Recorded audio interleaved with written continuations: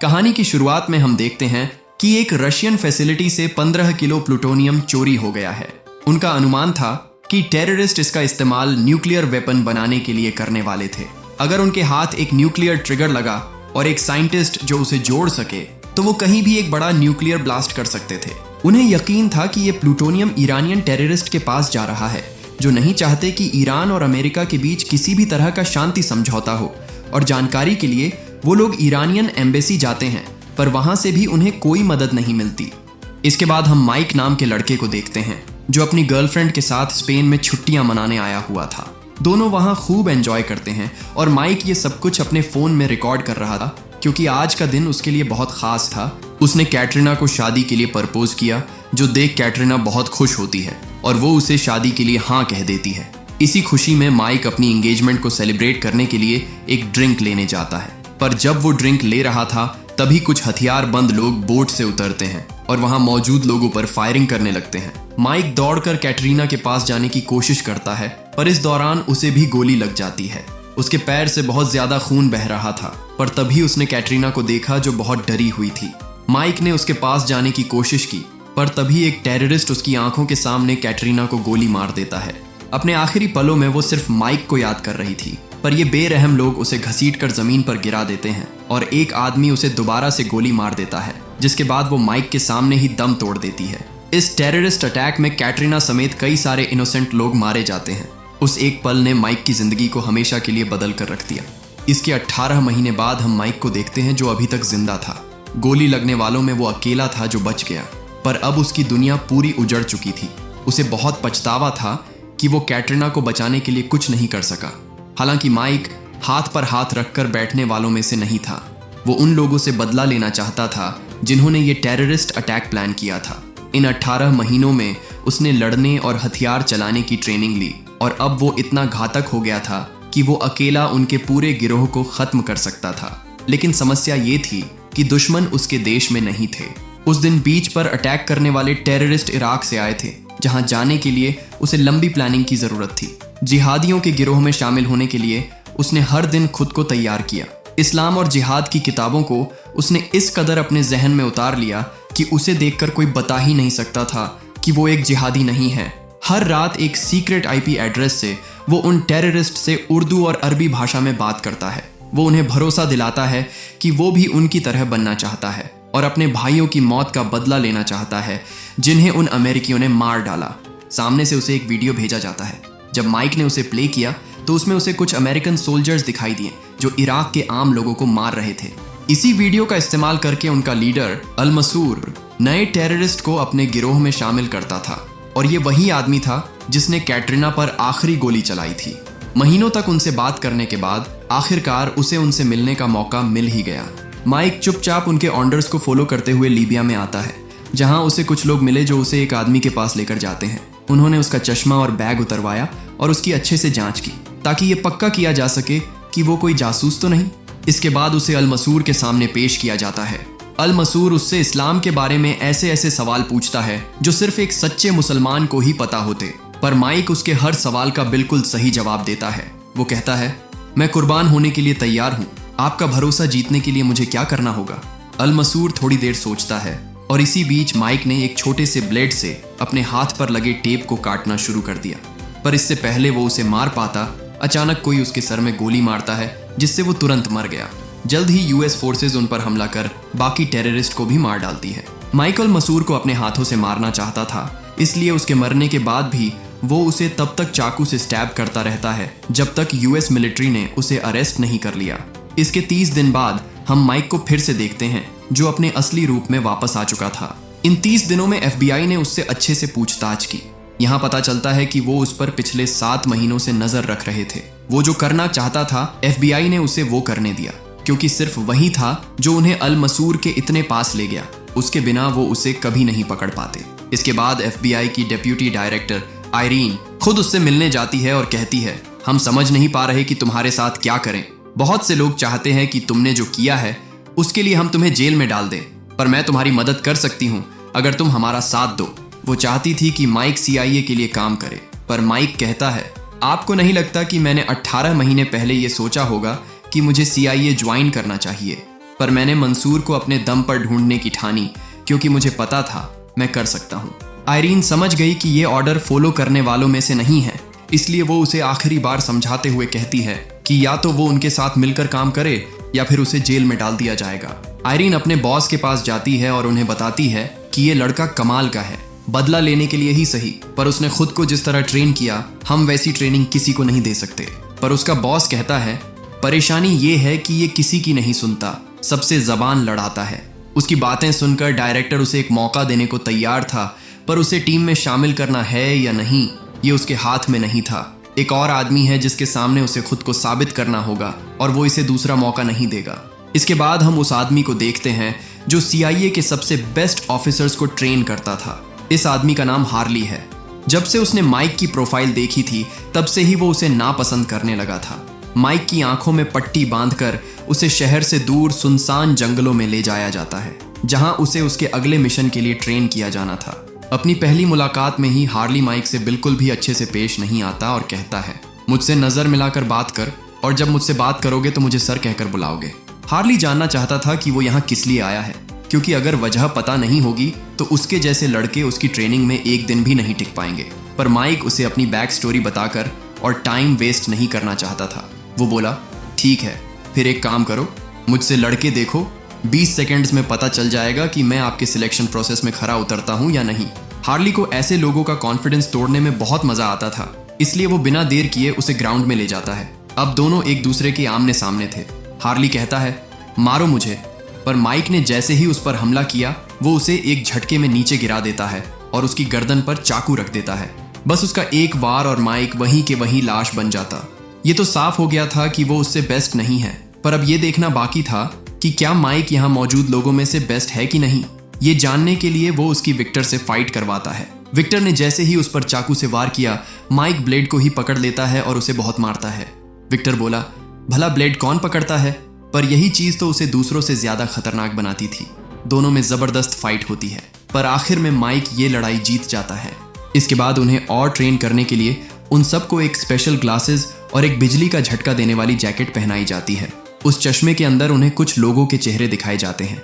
Harley उन्हें सब चेहरे याद करने को कहता है और बताता है ये सब तुम्हारे टारगेट्स हैं जो कभी भी और कहीं से भी हमला कर सकते हैं। अगर उन्होंने तुम्हें गोली मारी तो तुम्हें एक जोर का झटका लगेगा, या फिर अगर तुम उन्हें मारते वक्त किसी आम इंसान को मारते हो तो और बड़ा झटका लगेगा। रूल्स बताने के बाद ट्रेनिंग शुरू होती है। उन सबको अपने टारगेट्स के वर्चुअल चेहरे दिखाए जाते हैं। उन्हें जितनी बार गोली लगती उन्हें उतनी बार करंट दिया जाता। ये करंट इतना तेज था कि उनमें से कई लोग ट्रेनिंग को बीच में ही छोड़ देते हैं। माइक को भी कई झटके लगते हैं, पर वो बाकियों की तरह हार नहीं मानता। वो किस हद तक जा सकता है ये देखने के लिए हार्ली जानबूझकर उन लोगों के बीच अल मसूर को डाल देता है, और बस यहीं उसकी कमजोरी पकड़ आ गई। उसका चेहरा देखते ही माइक अपने सारे टारगेट्स को छोड़कर बस उसी को मार रहा था। इस दौरान उसे कई झटके लगते हैं, पर वो फिर भी नहीं रुकता। इससे पहले वो मर जाता, टेस्ट को वहीं रोक दिया जाता है। वहीं दूसरी ओर FBI को पता चलता है कि एक रशियन फैसिलिटी से 15 किलो प्लूटोनियम चोरी हो गया है। उनका अनुमान था कि टेररिस्ट इसका इस्तेमाल न्यूक्लियर वेपन बनाने के लिए करने वाले थे, और जानकारी के लिए वो लोग ईरानियन एम्बेसी जाते हैं, पर वहां से भी उन्हें कोई मदद नहीं मिलती। इसी बीच पोलैंड में उस चोरी किए गए प्लूटोनियम को बेचने की तैयारी चल रही थी। हम यहाँ एक अमेरिकन आदमी को देखते हैं जो उनसे वो प्लूटोनियम खरीदने आया था, पर उनकी डील पूरी हो पाती उससे पहले ही वहाँ कुछ पुलिस वाले आ जाते हैं। वो उस अमेरिकन को उसकी वैन साइड करने को कहते हैं, पर उसके बोलने के अंदाज से उन्हें उस पर शक हो गया, इसलिए पुलिस ने उसकी वैन की तलाशी लेने की सोची। एक वैन में इतने सारे लोगों को देखकर उन्होंने जल्दी से बैकअप बुलाया, पर तभी वो अमेरिकन उन सभी को मारकर वहां से भाग जाता है। गोलियों की आवाज से वहां भगदड़ मच जाती है, और इसी का फायदा उठाकर वो अमेरिकन 15 किलो प्लूटोनियम लेकर भीड़ में कहीं गायब हो गया। वो अमेरिकन आदमी भागते हुए CCTV में कैप्चर हो गया था, पर उसकी असली पहचान अभी तक सामने नहीं आ पाई थी। जब हार्ली ने उसे न्यूज में देखा तो उसे ये चेहरा कुछ जाना पहचाना लगा।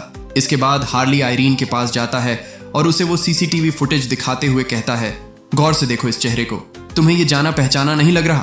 पर आयरीन उसे कहती है कि ये वो नहीं हो सकता, उसे तो कई साल पहले ड्रोन स्ट्राइक में मार दिया गया था। पर हार्ली को पूरा यकीन था कि ये वही है, क्योंकि CIA को कभी उसकी लाश नहीं मिली। पता चलता है कि वो आदमी जो प्लूटोनियम को चोरी करके भागा था वो भी कभी CIA के लिए काम करता था, और उसे हार्ली ने ही ट्रेन किया था। पर आगे चलकर उसने अपने ही देश से गद्दारी की और एक मर्सिनरी बन गया। जिन लोगों ने उसे देखा है वो उसे घोस्ट के नाम से जानते हैं, जो सिर्फ पैसों के लिए काम करता है। हार्ली समझ गया कि अगर ये इन सब में शामिल है तो जरूर कुछ भयानक होने वाला है। आयरीन को पता चला कि इस्तांबुल के एक आर्म्स डीलर ने कुछ दिन पहले ही रशिया से एक न्यूक्लियर ट्रिगर खरीदा है। ये कोई इत्तेफाक नहीं हो सकता, जरूर वो इसे घोस्ट को बेचने वाला था। इसके बाद हार्ली माइक के पास जाता है क्योंकि उसे एक आखिरी सबक सिखाना अभी जरूरी था। वो जानबूझकर उसके सामने कैटरीना की वीडियो प्ले कर देता है जो उस दिन माइक ने अपने फोन से रिकॉर्ड की थी। माइक ने उसे वीडियो बंद करने को कहा पर हार्ली और वॉल्यूम बढ़ा देता है, जिससे माइक का गुस्सा ट्रिगर हो गया और वो हार्ली पर टूट पड़ा। पर हार्ली एक केबल से उसकी गर्दन जकड़ लेता है और कहता है, तुमने बहुत बड़ी गलती की। तुम्हारे इमोशंस तुम्हारे फैसले के बीच आते हैं। आइंदा कभी भी इमोशंस को पर्सनल मत होने देना, वरना जान से हाथ धो बैठोगे। माइक उसकी बात अच्छे से समझ जाता है, जिसके बाद उसे भी मिशन का हिस्सा बना लिया गया। अगले दिन वो तीनों इस्तांबुल जाते हैं, जहां उन्हें अनिका नाम की एक और CIA एजेंट मिली जो इस मिशन में उनका साथ देने वाली थी। वो उस आर्म्स डीलर का पीछा करते हैं और देखते हैं कि वो आर्म्स डीलर होटल में जाने से पहले किसी से बात कर रहा था। हार्ली उन्हें इंतजार करने को कहता है, पर माइक उसके ऑर्डर्स फॉलो नहीं करता और बड़ी चालाकी से उस दूसरे आदमी का फोन चोरी कर लेता है। जब उन्होंने उसे हैक किया तो पता चला कि कल एक रेस्टोरेंट में वो आर्म्स डीलर किसी को न्यूक्लियर ट्रिगर देने वाला था। अब उनका मिशन आसान था, टारगेट को खत्म करो और पैकेज को हथिया लो। अगले दिन वो उस रेस्टोरेंट के बाहर बैठकर आर्म्स डीलर के आने का इंतजार करते हैं, लेकिन जब वो आया तो उन्होंने देखा कि उसके साथ मिलिट्री के कुछ लोग भी थे। उन्हें हटाए बिना वो इस मिशन को अंजाम नहीं दे सकते थे। जिसके बाद हार्ली चुपके से उनमें से एक को धर दबोचता है और उसे कहता है, अपने साथियों को बताओ कि यहाँ से कुछ दूर एक बॉम्ब ब्लास्ट हुआ है। उसने वैसा ही किया, जिसके बाद वहाँ तैनात सारे ऑफिसर उसकी बताई हुई जगह पर चले जाते हैं। रास्ता साफ होने के बाद विक्टर, जो इस मिशन को लीड कर रहा था, सबसे पहले रेस्टोरेंट के अंदर जाता है। उसके पीछे पीछे माइक भी अंदर जाता है। यहीं हम घोस्ट को देखते हैं जो उस आर्म्स डीलर से वो न्यूक्लियर ट्रिगर लेने आया था। वो बात कर ही रहे थे कि तभी उसकी नजर विक्टर पर पड़ी। उसने बिना देर किए एक चाकू उठाया और उससे विक्टर को स्टैब कर दिया। सब इतना जल्दी हुआ कि माइक को कुछ सोचने का मौका ही नहीं मिला। विक्टर मर चुका है, ये पता चलते ही हार्ली मिशन को टर्मिनेट कर देता है और उसे जल्दी से वापस लौटने को कहता है। पर ये उन्हें पकड़ने का आखिरी मौका था, इसलिए माइक एक बार फिर ऑर्डर्स को फॉलो ना करते हुए उस आर्म्स डीलर का पीछा करता है। घंटों तक उसका पीछा करने के बाद आखिर में वो एक बिल्डिंग के पास आता है, पर वो जैसे ही अंदर घुसा, सिक्योरिटी डॉग्स उस पर अटैक कर देते हैं। उनसे बचने के लिए वो एक कार में छुप गया और फिर उन डॉग्स को ठिकाने लगाने के बाद माइक सबसे बचते हुए उस आर्म्स डीलर के घर में घुस गया। वो बड़ी सावधानी से आगे बढ़ रहा था, पर तभी एक औरत उसे देख लेती है, जिसके बाद शोर सुनकर गार्ड्स अंदर आ गए और उस पर फायरिंग शुरू कर दी। माइक उस गार्ड से फाइट करता है और उसे मारकर उस आर्म्स डीलर के पास जाता है। वो आदमी माइक से अपनी जान की भीख मांगता है, पर माइक उस पर जरा भी रहम ना दिखाते हुए उसे गोली मार देता है। उसने अपना मिशन पूरा किया, पर फिर भी हार्ली उस पर बहुत गुस्सा था क्योंकि उसने उसके डायरेक्ट ऑर्डर्स तोड़े थे। उस आर्म्स डीलर के लैपटॉप को हैक करके उन्हें पता चला कि उनका शक सही था। घोस्ट उसका ही ट्रेन किया हुआ सोल्जर है जो उन्हें बर्बाद करने पर तुला हुआ था। उसके पास ट्रिगर है, अब उसे एक फिजिसिस्ट चाहिए था जो उन दोनों को आपस में जोड़ सके। इसके बाद वो सब रोम में जाते हैं जहां वो फिजिसिस्ट पैसे लेने आने वाला था। वहीं दूसरी ओर हम कुछ ईरानियन लोगों को देखते हैं जो घोस्ट से मिलने आते हैं। इन लोगों ने ही उसे प्लूटोनियम चोरी करने और उसे जोड़कर एक न्यूक्लियर बम बनाने का काम दिया था ताकि वो अमेरिका में आतंक फैला सके। वो लोग घोस्ट के काम से बहुत इम्प्रेस हुए थे, पर उन्हें क्या पता था कि उसके इरादे तो कुछ और ही थे। अगले दिन हार्ली और उसकी टीम एक होटल के बाहर बैठकर उनकी हर हरकत पर कड़ी नजर रख रहे थे। अनिका उन्हें बताती है कि ट्रांजैक्शन हो गई है, वो फिजिसिस्ट किसी भी वक्त यहाँ से निकलता ही होगा। इसके बाद माइक होटल से बाहर निकलने वाले हर एक आदमी की तस्वीर खींचता है और आखिर में उन्हें वो आदमी मिल ही गया जिसकी उन्हें तलाश थी। वो जल्दी से उसकी कार का पीछा करते हैं और एक होटल के पास आते हैं जहां वो फिजिसिस्ट आज रात रुकने वाला था। उन्होंने उसके बगल में ही एक कमरा बुक किया और उसकी हर एक हरकत पर नजर रखने लगे। उनका मिशन था उस फिजिसिस्ट को पकड़ना और रास्ते में आने वाली हर अड़चन को खत्म करना। हार्ली उन्हें हर 10 मिनट में अपडेट देने को कहता है। अनिका एक स्विच बोर्ड में एक स्पाई कैमरा लगाती है जिससे वो उसकी हर हरकत पर नजर रख सकते थे। वो साइंटिस्ट तो आराम से सो जाता है, पर माइक एक सेकंड के लिए भी उस पर से अपनी नजर नहीं हटाता। अनिका उसके पास आती है और कहती है, मैं समझ सकती हूँ किसी अपने को खोने पर कैसा महसूस होता है। वो उसके करीब आने की कोशिश करती है, पर माइक का पूरा ध्यान सिर्फ और सिर्फ अपने टारगेट पर था। वो बात कर ही रहे थे कि तभी घोस्ट उनके स्पाई कैमरे के सामने आकर खड़ा हो गया। इसी बीच उसका आदमी उन्हें मारने की कोशिश करता है और दूसरे ने अनिका के सर पर बंदूक रख दी। इस बार वो दोनों बुरा फंसे थे क्योंकि घोस्ट हमेशा से एक कदम आगे था। वो उनसे हार्ली का पता पूछता है पर दोनों में से कोई अपना मुंह नहीं खोलता। वहीं हार्ली को जब 10 मिनट में कोई सिग्नल नहीं मिलता तो वो समझ जाता है कि कुछ तो गड़बड़ है। घोस्ट उन्हें मारने ही वाला था कि तभी हार्ली ठीक वक्त पर वहां पहुंच गया। वो सबको मार डालते हैं पर घोस्ट इस बार भी उनके हाथों से बचकर भाग गया। खुशकिस्मती से उन्होंने उस साइंटिस्ट को पकड़ लिया था। वो उसे होटल से दूर ले जाते हैं और हार्ली उस पर पेट्रोल छिड़क कर उससे कुछ सवाल जवाब करता है। इसी बीच माइक पूछता है वो आदमी कौन था और वो आपके पीछे क्यों पड़ा है, पर हार्ली इस वक्त उसके किसी भी सवाल का जवाब देने के मूड में नहीं था। वो उसे एक कमरे की चाबी देता है और कहता है मेरे अगले ऑर्डर्स का वेट करना। माइक उस आदमी के बारे में सोच ही रहा था कि तभी अनिका उससे कहती है कि थोड़ा आराम कर लो, घोस्ट को हम कल ढूंढेंगे। ये सुनते ही माइक एकदम से चौकन्ना हो जाता है और पूछता है तुम्हें कैसे पता कि उसका नाम घोस्ट है? अनिका कहती है मुझे हार्ली ने बताया, पर माइक समझ गया कि वो झूठ बोल रही है। वो तुरंत ही उसका गला दबा देता है और पूछता है कि तुम किसके लिए काम करती हो? पर अनिका उसे बार बार झूठ बोल रही थी, जिसके बाद उसने उससे अपने तरीके से सच उगलवाना शुरू किया। वो उसका मुंह पानी में डाल देता है और उसे तब तक डुबाता रहता है जब तक उसने सच नहीं बोल दिया। इसके बाद वो उसे हार्ली के पास ले जाता है। वो बोला तुम सही थे माइक, एक ईरानियन जासूस को तोड़ना इतना आसान नहीं। उसे पता चल गया था कि वो इन्फॉर्मेशन किससे शेयर कर रही थी और खुशकिस्मती से वो उसका अच्छा दोस्त था। हार्ली कहता है मैं उससे मिलने वाला हूँ और तुम इसके बारे में किसी को नहीं बताओगे। इसके बाद हार्ली अपने उस ईरानियन दोस्त से मिलने जाता है जो उसे बताता है अनिका मेरी भांजी है और मैंने ही उसे तुम पर निगरानी करने के लिए भेजा था। वो जानना चाहता था CIA क्या कर रही है। हार्ली को पता चला कि इन सब के पीछे जनरल रुस्तमी और हमारे डिफेंस मिनिस्टर बहरूज का हाथ है, क्योंकि ये लोग ईरान और अमेरिका के बीच हुई न्यूक्लियर ट्रीटी से बिल्कुल खुश नहीं है और उन्होंने ही उस अमेरिकन मर्सिनरी को चुना है। इससे पहले वो कुछ और बता पाता, घोस्ट जो वहीं पर छुपा था उसे गोली मार देता है, जिससे उसकी वहीं मौत हो गई। वो हार्ली को पकड़कर अपने साथ अपने अड्डे पर ले गया, जहां वो उसे बहुत टॉर्चर करता है। घोस्ट कहता है तुझे ऐसे देखकर बहुत अच्छा लग रहा है। वो उसे अपनी पीठ पर बने चोट के निशान दिखाता है जो ईरानियन टेररिस्ट के एक्सट्रीम टॉर्चर की वजह से बने थे। घोस्ट कहता है तू मुझे बचा सकता था हार्ली, पर तूने ऐसा नहीं किया और मुझे उनके हाथों मरने के लिए छोड़ दिया। लेकिन पता है अपनी इस हालत के लिए मैंने आज तक उन्हें कभी दोष नहीं दिया, क्योंकि उन्होंने तो मुझे छोड़ दिया था, वो तू था जिसने मुझे धोखा दिया। पर हार्ली उसे समझाता है कि किसी ने उसे धोखा नहीं दिया, ऐसा कभी नहीं होता अगर वो ऑर्डर्स फॉलो करता।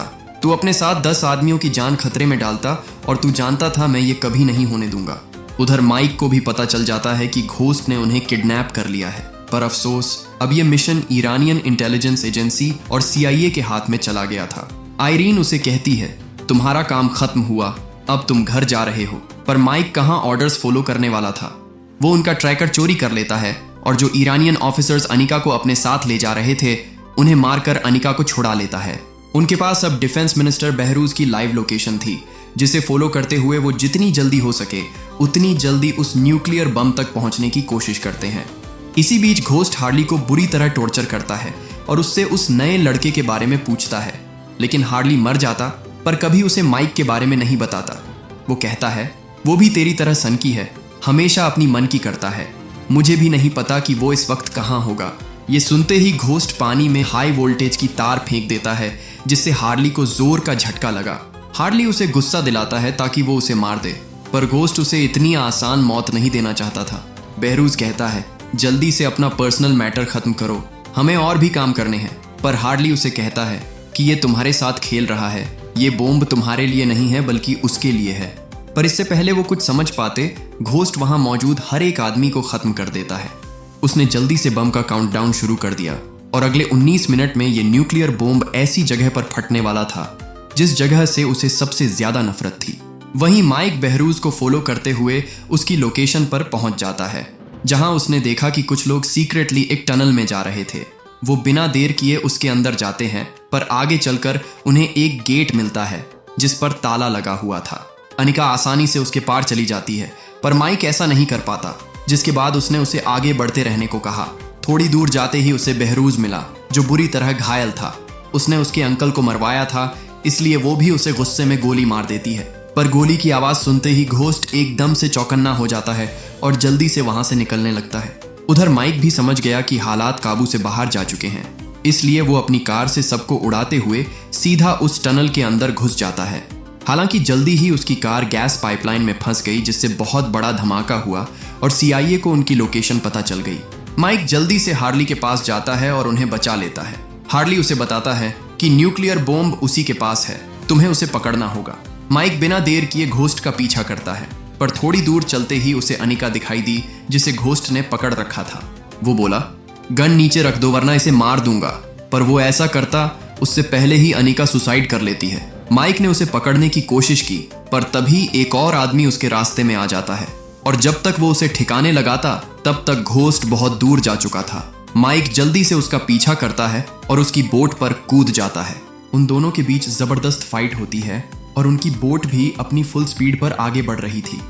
घोस्ट उसे खत्म करने के लिए एक चाकू निकालता है और कहता है, तू इस बम को नहीं रोक पाएगा, जिस तरह उस बीच पर अपनी गर्लफ्रेंड को मरने से नहीं रोक पाया। ये सुनते ही माइक उस पर पागलों की तरह टूट पड़ा और बस उसकी इसी कमजोरी का फायदा उठाकर घोस्ट उस पर भारी पड़ने लगा। इसी बीच हार्ली हेलीकॉप्टर से उनकी बोट का पीछा करता है। पहले तो उसे लगा कि वो समुद्र में मरना चाहता है, पर फिर उसे याद आया कि यहाँ से कुछ किलोमीटर दूर US नेवी का बेस है। वो समझ गया कि घोस्ट अमेरिकन नेवी को उड़ाना चाहता है, जिसके बाद उसने आयरीन को तुरंत उन्हें अलर्ट जारी करने को कहा। वहीं दूसरी ओर घोस्ट, जो उसे बस मारने ही वाला था, कहता है, मुझे लगता है कि हार्ली तुझे ठीक से नहीं सिखा पाया कि कभी किसी चीज को पर्सनल मत लो। बस इतना कहकर वो उसे मारने ही वाला था कि तभी माइक ने चाकू के ब्लेड को पकड़ लिया और बोला, उन्होंने सबसे पहले मुझे यही सिखाया था। इतना कहकर उसने उसी तरह उसकी गर्दन में चाकू घुसा दिया जिस तरह हार्ली ने उसे सिखाया था। घोस्ट मर जाता है और माइक देखता है कि उस बम को फटने में सिर्फ 3 मिनट बचे थे, इसलिए वो जल्दी से उस बोट को US नेवी से दूर ले जाने लगा। वहीं हम देखते हैं कि नेवी वाले उसकी बोट को उड़ाने के लिए मिसाइल तैयार करते हैं। आयरीन उन्हें ऐसा करने से मना करती है क्योंकि बोट में माइक भी था, पर अगर वो ऐसा नहीं करते तो बम डेटोनेट हो जाता। वहीं हार्ली माइक को रोकने की कोशिश करता है और कहता है, माइक बॉम्ब को पानी में फेंक दो, पर माइक उसकी नहीं सुनता।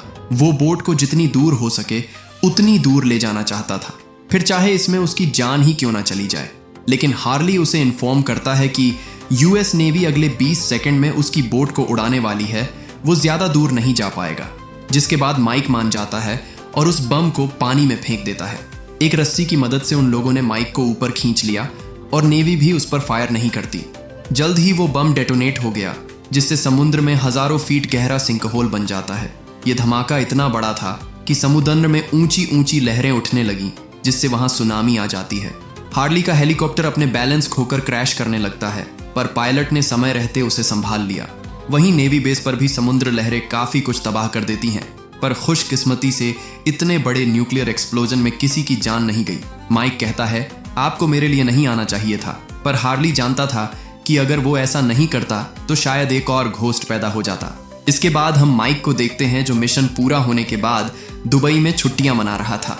उधर आयरीन हार्ली से मिलने जाती है, जो अभी तक अपनी चोट से रिकवर कर रहा था। उन्होंने न्यूज में देखा कि उस दिन जो न्यूक्लियर धमाका हुआ था उसका सारा दोष जनरल रुस्तमी अमेरिका पर डालता है, जिसकी वजह से अमेरिका और ईरान के बीच हुई न्यूक्लियर ट्रीटी पर खतरा मंडराने लगा था। हालांकि रुस्तमी ने अपने भड़काऊ बयान से कई सुर्खियां बटोरी। ऐसा लग रहा था कि ईरान का अगला प्रेसिडेंट वही बनेगा, और अगर ऐसा हुआ तो दोनों देशों के बीच कभी भी जंग हो सकती थी। आयरीन पूछती है, माइक कहाँ है? जिस पर हार्ली बोला, मुझे कैसे पता होगा। तभी उसने न्यूज में देखा कि जनरल रुस्तमी दुबई में है, और उसे याद आया कि माइक भी वहीं जाने की बात कर रहा था। इसका मतलब वो वहां छुट्टियां मनाने नहीं गया था, बल्कि एक अधूरे काम को पूरा करने गया था। वहीं हम दुबई में जनरल रुस्तमी को देखते हैं, जो अपने लोगों के साथ एक लिफ्ट में जाता है, और हम देखते हैं कि उस लिफ्ट में माइक भी था। बस इसी के साथ ये कहानी यहीं खत्म हो जाती है। उम्मीद करता हूं कि ये मूवी आपको पसंद आई होगी। Thank you for watching.